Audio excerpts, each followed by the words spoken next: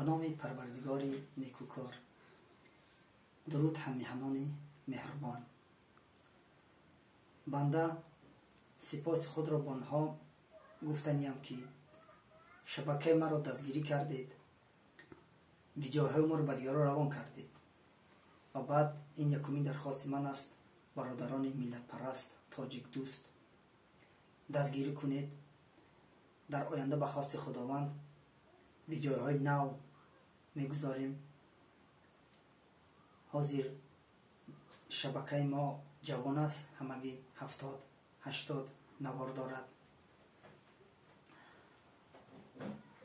این شبکه ما شبکه به دیگر دین، به دیگر قوم بدبینی ندارد. همش در چهار چوبه قانون است. و آنهایی که نصیحت کنند و اینقدر ملت تاجیک با آنها عجیب نیست، من گفتنی هستم که با این دو سه نادان که چنان میدانند، از جهل که دانای جهان ایشانند.